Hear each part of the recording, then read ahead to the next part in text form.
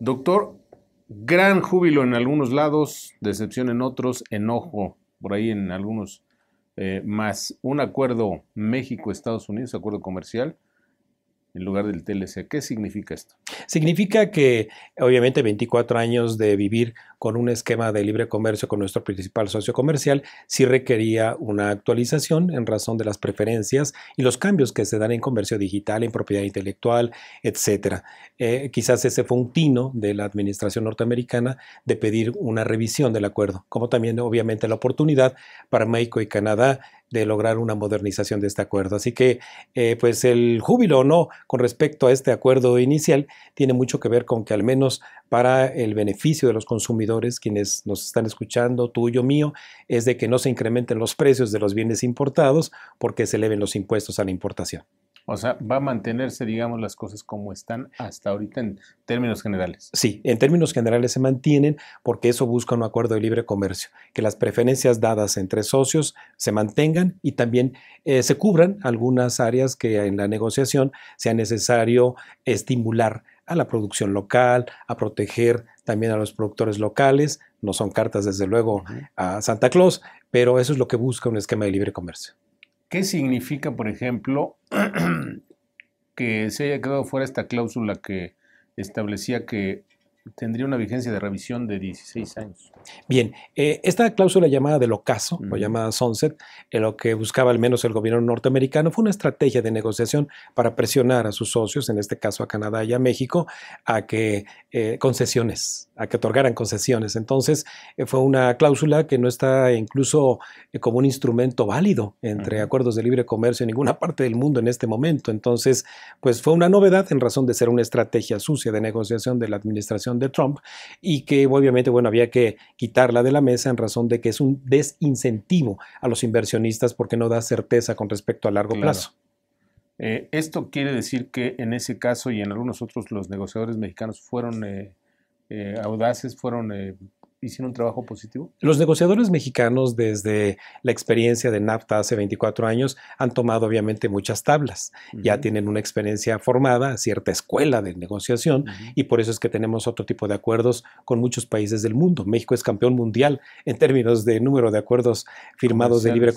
comercio, complementación económica, protección de los inversionistas. Entonces, hay experiencia también como para poder soportado en estos 13 meses negociaciones intransigentes, Muy duras, ¿no? posturas muy duras. Entonces, para mí, la administración del licenciado Enrique Peña Nieto administró la crisis. No estaba previsto Ujú. que se hiciera una revisión del acuerdo de Sí, libre sí, sí. comercio. Entonces, hace 14 meses, cuando en febrero el señor Trump dice se acaba el libre comercio con México por ser el peor que ha firmado Estados Unidos, bueno, pues lo que se logró con la administración del licenciado Enrique Peña Nieto fue por lo menos lograr una revisión del acuerdo. Ujú. Y fue para eso que le dio facultades el Congreso de Estados Unidos a Trump, para revisar el acuerdo con México y con Canadá. Y desde entonces, bueno, pues ha sido una administración de la crisis, porque Ujú. incluso lo vimos reflejado en tipo de Sí, cambio, sí, sí. en amenazas proteccionistas, etcétera. Si lo tenemos que calificar, si lo pudiéramos hacer del 1 al 10, ¿cuál sería la calificación que le daría usted? A la administración del licenciado Peña A Nieto, cómo fue el resultado de este acuerdo entre Estados sí, Unidos y una México. calificación de 8.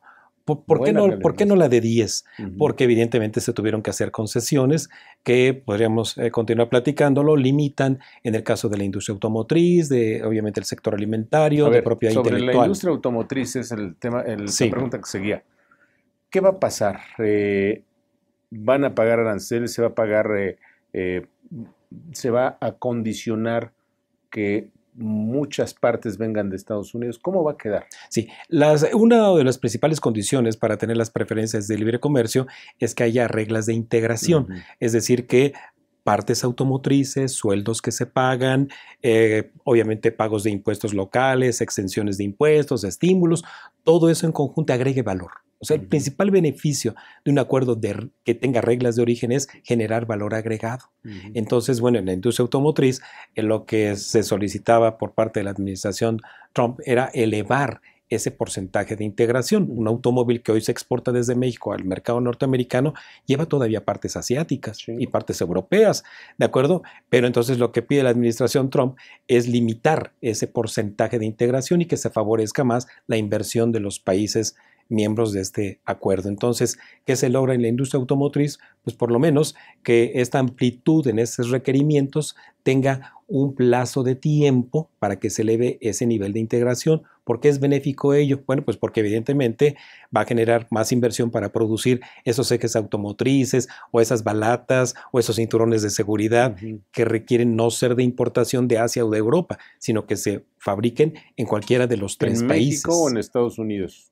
En este momento. En México, en Estados Unidos y en Canadá, en este momento. ¿Qué pasó? ¿Por qué de pronto se dice que quedó fuera Canadá? Canadá evidentemente tiene una historia también de comercio internacional con Estados Unidos, en donde las controversias que ha habido entre ellos han sido desde el sector de alimentos, de madera, de energía, etc. Entonces, bueno, en un acuerdo de integración trilateral no es que todos se concedan por igual, es decir, hay cosas que tengo yo que proteger, ¿verdad? Con respecto a tú que me compras más o yo que te vendo más. Entonces, Canadá se queda en un momento determinado en stand-by, en espera de que México lime ciertas asperezas directas de ciertos sectores con Estados Unidos. Y entonces Canadá se integra a esta discusión trilateral final, en razón de que un capítulo, que es el de las llamadas controversias, entre México y Estados Unidos, acuerdan eliminarlo. Y entonces Canadá justamente lo que busca es que ese capítulo no se elimine, porque justamente es un instrumento jurídico que le ha dado la posibilidad de defenderse más de prácticas desleales de Estados Unidos. A ver, salarios. Sí. ¿Se van a beneficiar los salarios en México? Importantísimo tema que tratas, Ricardo. Los salarios no se incrementan por decreto, ¿de acuerdo? En la industria de manufactura. Hay un salario que sabemos que se decreta que es el mínimo, pero bueno, eso no tiene que ver nada con los salarios de la manufactura. Aquí los salarios, cuando pide Estados Unidos que debieran de elevarse los salarios en México, se le olvida algo al señor Trump, que esos salarios que se pagan en esa industria manufacturera de exportación, particularmente la automotriz, son empresas transnacionales norteamericanas las que tendrían que decidir si se incrementan los sueldos. Entonces, hablar de un requerimiento de que se fabriquen automóviles donde se paguen salarios entre 10 y 16 dólares la hora, que no nos lo digan nosotros, que se lo digan a sus propias empresas transnacionales. Claro, es una barbaridad.